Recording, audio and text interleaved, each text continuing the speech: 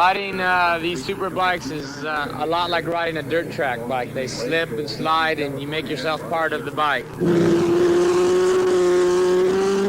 Each person has their own style. Mine is a little bit hairier than others and it works for me.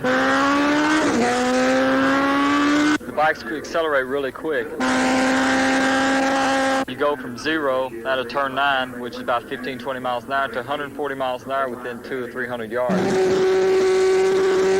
The spectator can identify with the brands of motorcycles being run. Even though it is a stock production bike and it looks like something you can buy, it's really not for beginners. It may look simple to the television viewers, us going 160 miles an hour around these corners, but believe me, it takes a real professional to do what we do.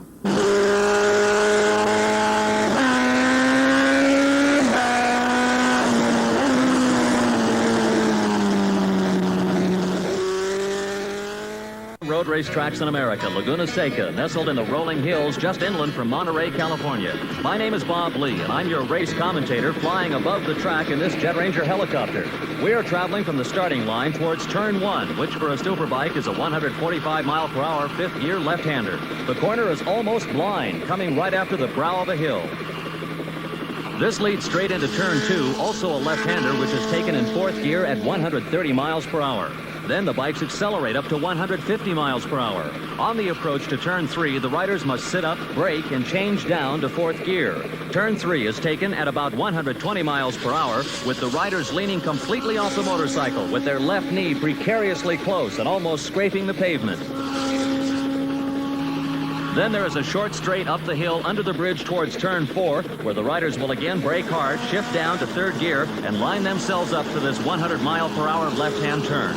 Then they tuck themselves in close to the gas tank and accelerate hard up the hill towards the famous corkscrew. Sharp left and right-hand turns where there is a change of direction, camber, and elevation. The riders will change down to second gear and literally pick up the front wheel and wrestle the over 400-pound machine as they change direction. This is followed by the long left-hand 80-mile-per-hour turn 7 and down to the 95-mile-per-hour right-hand turn 8, where again the rider's knees almost become an outrigger for the motorcycle. Then the short straight towards the slowest corner on the track, 15 to 20 miles per hour, and back onto the start-finish straight. Now we invite you to share with David Emdy on our number 56 camera bike the sights and sounds of riding a superbike. This is what it looks like along the start-finish straight, under the bridge, up the hill, and into turn 1. This is a tricky section. Turns 1 and 2 have been taken as one long left-hand swoop. I've got the two riders in front of me now. I'll get by one of these before turn 3. Now I can pass. I'm accelerating up to about 150. This bike is going to take some getting used to and handles very differently with the camera on the gas tank. I hope that I can sort it out before the race. Now I'm accelerating hard up the back hill. The front wheel becomes very light. Up over the brow of the hill. Down and brake hard from the corkscrew.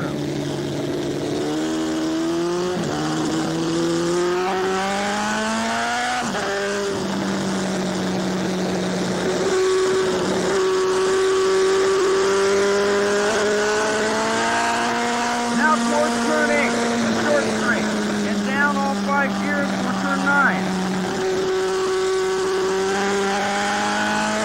The rider in front of me has missed the braking point and run off the track into the safety area. These bikes are so fast, if you lose concentration just for an instant, you can be in real trouble.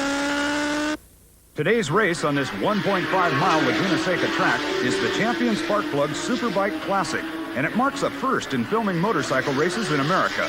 For the first time ever, a bike will compete in this race with a camera actually mounted on the gas tank. David Emdy will give live coverage of what's happening from his perspective as he competes at speeds up to 150 miles per hour.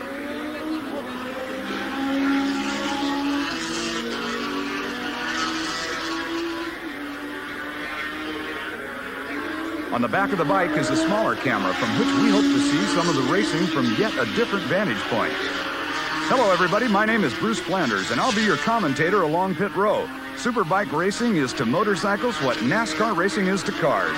The bikes actually look like one that you could buy from any motorcycle dealer's showroom, but looks can be deceiving. Modifications are made to the frame, brakes, tires, suspension, and engine. Wes Cooley, Superbike champion, explains some of the differences between his racing bike and the standard street bike. This one weighs approximately 560 pounds, whereas its racing version weighs around 420 pounds. This one develops around 95 horsepower, and its racing version develops around 145 horsepower. First, I'd like to talk about the brakes. The brakes are the same on both motorcycles. They have double disc brakes. The racing version, however, is a larger diameter disc to accommodate the speeds that we have to stop from. This top speed on this motorcycle is around 170 miles an hour.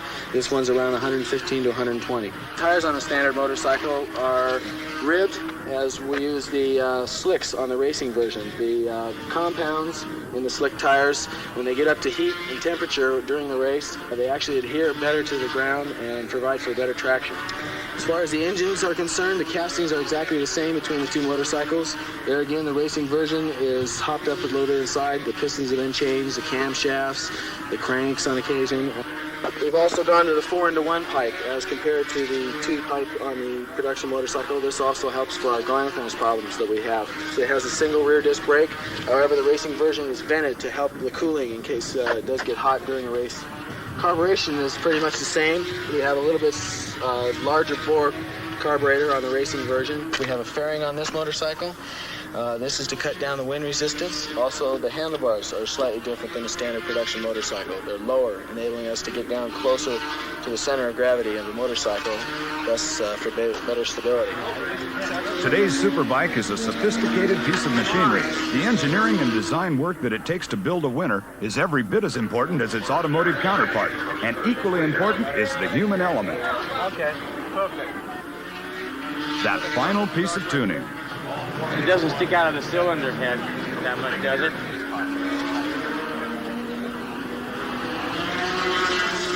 The small points, the final adjustments that will tailor-make each machine for its individual rider's idiosyncrasies and racing style. And after all the adjustments, compromises, theories, and practice runs, the 160-mile-per-hour projectile is fueled and presented to the racing officials for their seal of engineering safety. 20,000 people have come to Laguna Seca today for this Superbike Classic from all around the San Francisco Bay Area and as far south as Los Angeles. They have been promised a battle between championship leaders Freddie Spencer, Eddie Lawson, David Aldana, and Wes Cooley. Over the years, Cooley has consistently been a successful competitor in Superbike races, but riders like David Aldana ride fast and hard and are never to be discounted. If for some reason get out and leave or something, then I gotta... Planning right down to the last minute, being in complete control of the moment.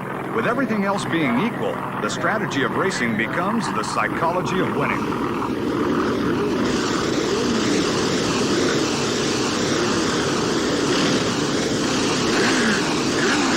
Hi, my name is David Aldana. I'm 30 years old and I live in Garden Grove, California. My biggest highlight in my career, as far as I'm concerned, hasn't happened yet. I would like to win the Superbike Championship this year, and then maybe I'd have something to brag about. Right now, all I look forward to is winning.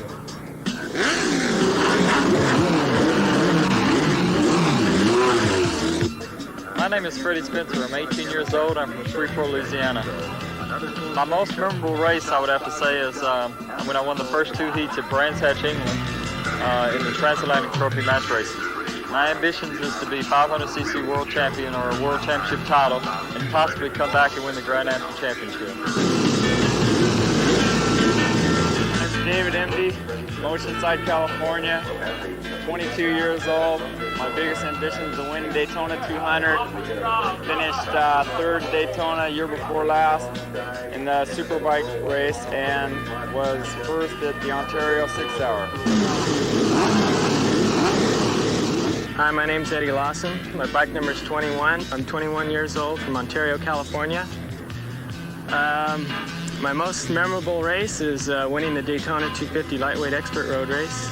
I don't know what my future holds right now, but I hope to become the 500cc world champion. Hi, my name is Wes Cooley. My road racing number is 34. I'm 24 years of age from Santa Ana, California. To date, my most memorable road race is probably winning the Suzuka 8 Hours twice in the last 3 years. As far as future plans, I hope to be able to become Superbike champion again. And after road racing is all over, I think I'll go back to medical school.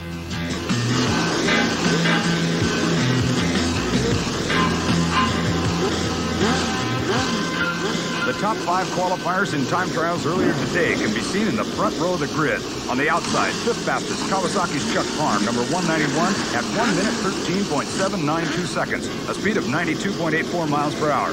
4th was number 31 on the Racecrafters Kawasaki, Harry Klinsman, at 1 minute 13.394 seconds, a speed of 93.14 miles per hour. 3rd fastest is number 109, David Aldana on the Kawasaki, at 1 minute 11.244 seconds, an average of 96.41 miles per hour.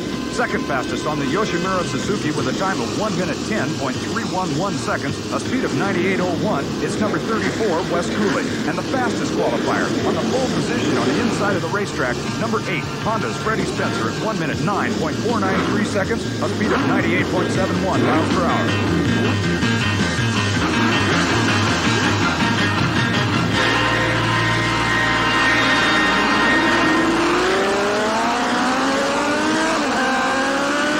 Right into the lead goes Wes Cooley, just ahead of Freddie Spencer and David Aldana.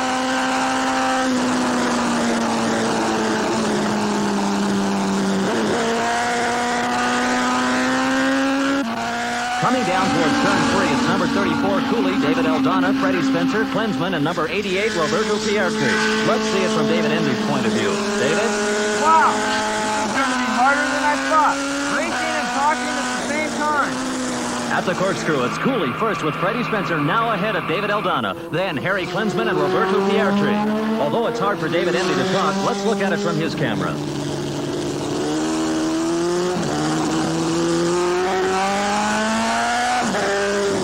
Into turn 8, it's still Cooley with Freddie Spencer right with him. Then there's a little bit of a gap between them and Aldana and Klinsman, with Roberto Pietri following up near the end of lap 1. So the race is taking shape with Cooley and Spencer charging for the lead, and Aldana and Klinsman within striking distance. The other favored rider, number 21, Eddie Lawson, who recorded very fast times in practice, is back in the 12th spot at the end of lap 1. Cooley needs to make his presence felt to put him in a good, solid position towards the championship, but I don't think young Freddie Spencer will give him any ground.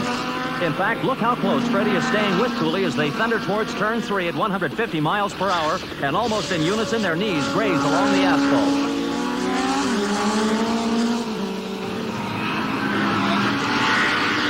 Cooley ahead of Spencer, up towards the corkscrew. It's almost like Spencer is waiting to pounce as they flick these sleek but heavy machines from left to right.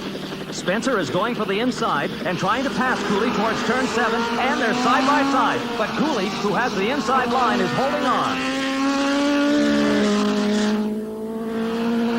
What a tremendous start to this race, and what a fight these two are putting on. Already they have 3 seconds between them and third place, David Aldana.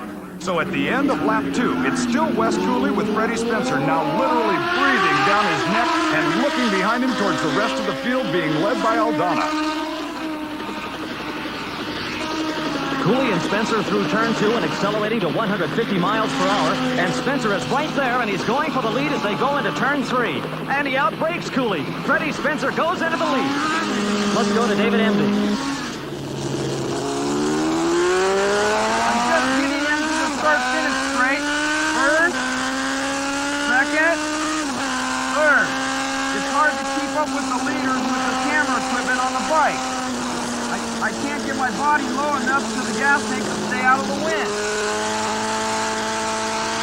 Eddie Lawson, number 21, looks like he's in trouble. He's been looking down at the engine. Lawson was 12th at the end of lap 1. Now he's running 7th here on lap 3, but the bike's not running like it should. It's still 18-year-old Freddie Spencer in the lead, with Wes Cooley right in his slipstream as they accelerate out of the 15-mile-an-hour turn 9. Spencer and Cooley pulling away from everyone else.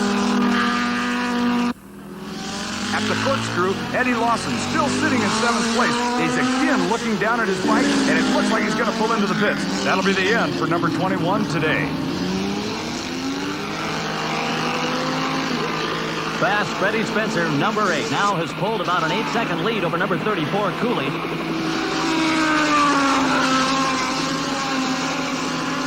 We have a microphone on Cooley that hasn't worked until now. Wes, if you can hear me, can you let us know what's happening? Pretty outbreak me going into turn 3. I tried to stay up with him, but my car's getting a little slick right now. I think it's better that I stay here in second place and don't crash. If I step out too far, I might end up throwing away in one of these fast corners. The important thing is for me to finish this race. But Cooley is not one to give up easily. He has the tempered style that only comes from a lot of experience.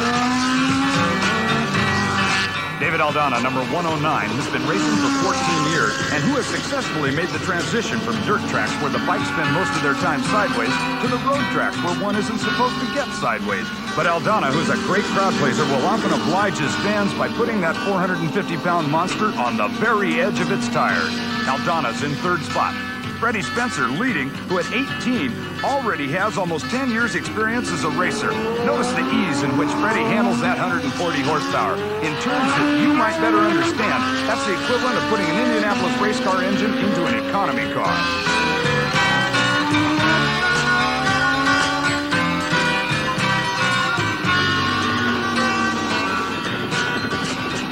Freddie Spencer, the second of these three riders, is now starting to lap the back markers. Watch how he threads his bike around the slower rider, always leaving enough room in case the slower rider falls off. Well, almost always, you are witnessing an expert at work.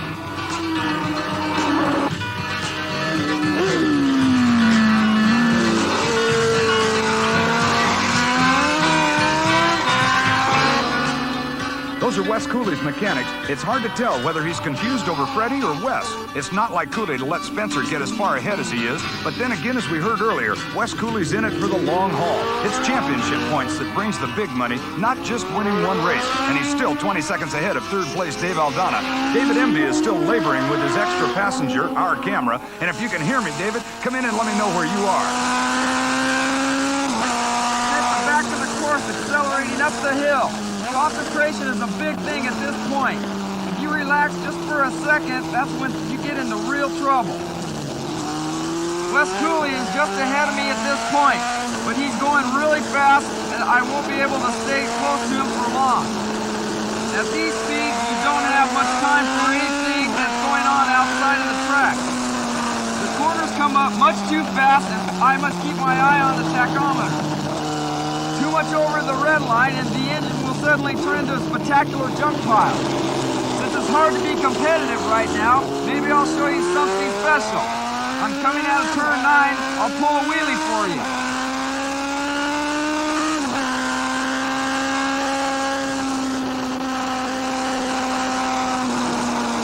That doesn't win races for you, but it sure is fun and the fans love it. One of the hardest things for a non-motorcyclist to understand is how we keep these things upright. We have such little rubber between us and the track.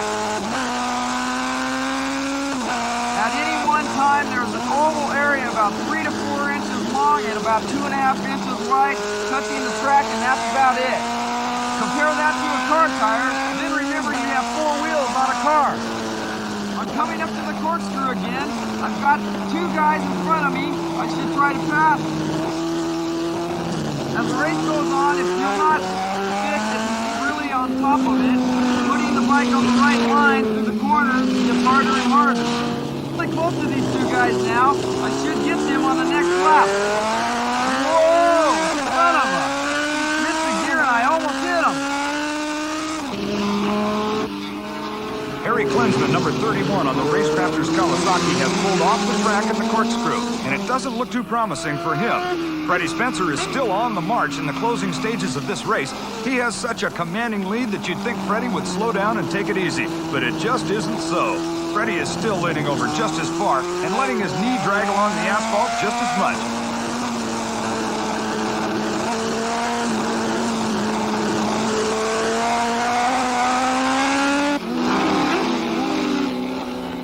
Look at the way he lifts his body body all the way over from the right side of the bike to the left side, setting himself and the bike up for the next corner. The farther he leans himself into the corner, the farther into the corner the center of gravity is positioned, and the more upright he can leave the bike.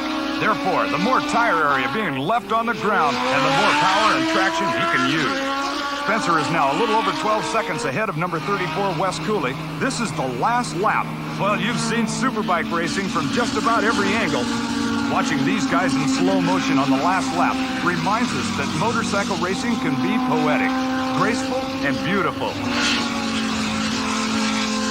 Even if Aldana is riding like a wild and crazy guy.